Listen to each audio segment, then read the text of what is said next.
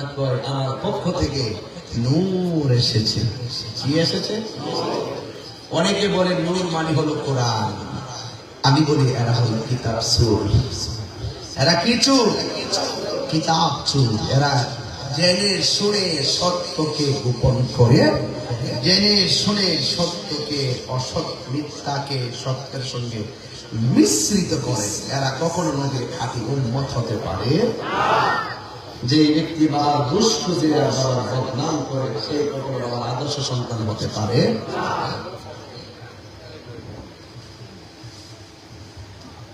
আল্লাহ বলেন, আমি আল্লাহর পক্ষ থেকে তোমাদের কাছে নূর এসেছে। 27টা তাফসীর দেখেছি। এই নূর মানে কোরআন নয়, এই নূর মানে হলো আমার রাহমাতুল লিল আলামিন। আর কিতাবুল মুবিন, কিতাব মানে তাওরাত, জবুর, ইনজিল নয়। এখানে কিতাব দ্বারা বোঝানো হয়েছে কোরআনুল কারীমকে। বলেন না সুবহানাল্লাহ। তো যারা জেনে শুনে সত্যকে গোপন করে, তাদের সঙ্গে সুন্নিদের কোনো সম্পর্ক নাই।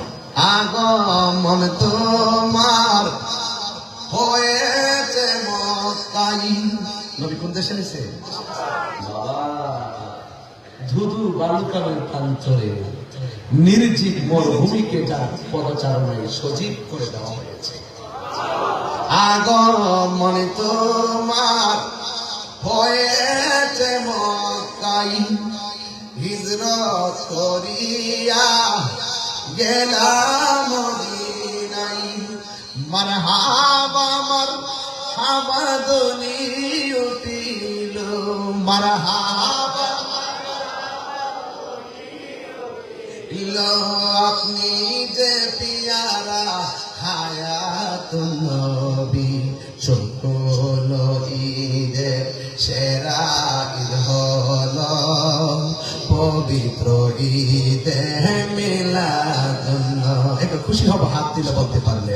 সকল ঈদের সেরা ঈদ হলো পবিত্র ঈদ মিলাদুন নবী।